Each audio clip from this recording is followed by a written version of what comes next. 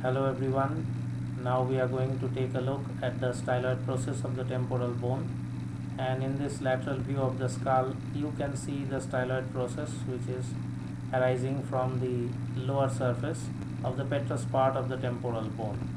From the lateral view, if we go to the anterior view, you can still see the spikes of the styloid processes arising from the base of the skull.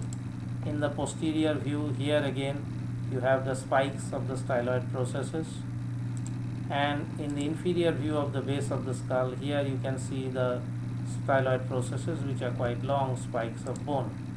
Now in the lateral view of the temporal bone as a whole, you can see the styloid process here. In its diagrammatic form, you can see the styloid process over here. In the medial view, you can see this small bit of the styloid process peeping out below the petrous temporal. In the diagrammatic form, you can find that it is a bit longer, and in the inferior surface you can see the styloid process pointing towards you, and so on in its diagrammatic form. Now this styloid process is usually just about 2.5 centimeters long, and in case it is longer, sometimes it may be over 3.5 to 4 centimeters long even, then the styloid process will descend down along the side of the neck to the outside of the tonsillar fossa. In this diagram it will descend down to somewhere around here, and if it does come to this position, then it may cause some unpleasant symptoms. It may cause dysphagia, a foreign body sensation in the throat, glossopharyngeal neuralgia, some amount of hypersalivation also. These are together known as eagle syndrome. It can also cause irritation of the external carotid artery. Now of the styloid process, the upper part or the basal part is called the tympanohyal part, and it is ensheathed by this posterior border of the tympanic plate, and the rest of the styloid process, the part that is free, is called the stylohyal part, the lower part, and this is the part which gives attachment to muscles and ligaments. Now to the styloid process you have the attachment of three muscles. On the anterior surface you have the attachment of styloglossus supplied by hypoglossal nerve going to the tongue.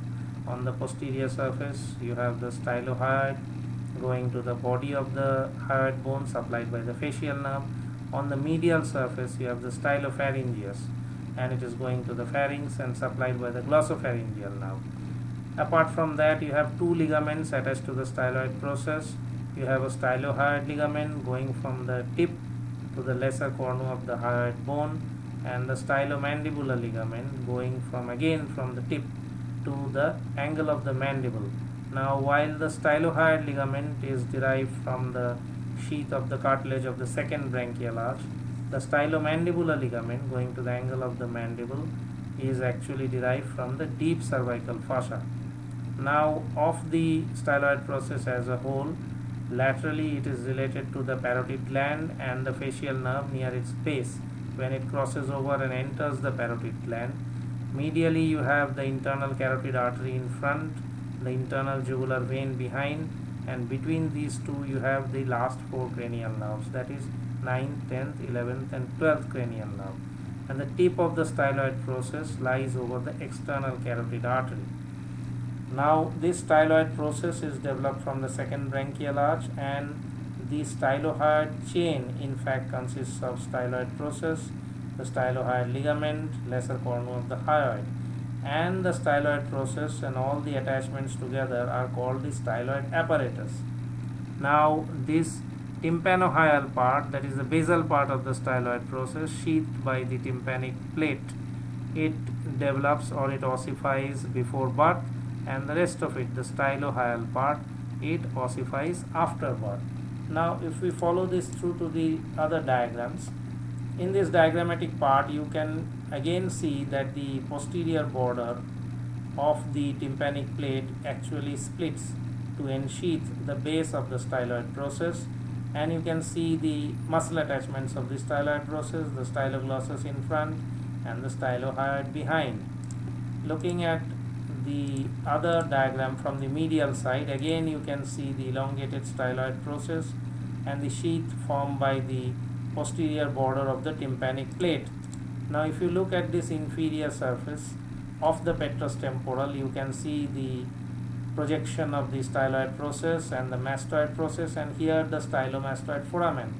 And you can appreciate that over here on the outside you have the parotid gland, which will insinuate itself around the styloid process, and apart from the parotid gland, the facial nerve will be entering the parotid gland here, so it will be related to the base of the styloid process. Not only that, you can make out that medial to the styloid process you have the internal carotid artery here, the internal jugular vein somewhere here, and in between you have the passage of the 9th, 10th, 11th and 12th cranial nerves. Now if we look at this diagrammatic view of the lower surface of the petrous temporal, you can see the medial surface of the base of the styloid process, and here again you can see the stylopharyngeus muscle attachment.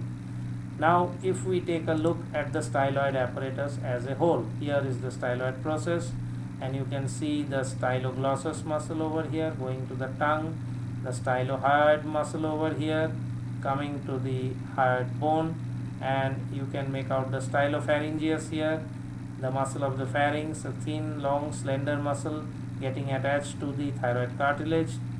And medial to the styloid process, you can see the internal carotid artery here in front, the internal jugular vein behind, and 9th, 10th, 11th and 12th cranial nerves in between.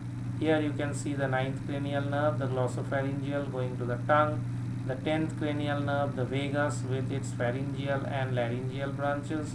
You can see the 11th cranial nerve or the accessory nerve, and here hanging down and looping you can see the 12th cranial nerve or the hypoglossal nerve with its descendants hypoglossi forming the ansa cervicalis. So this entire thing is the styloid apparatus, rather small thing when you look at the temporal bone as a whole, but quite important nevertheless. Thank you.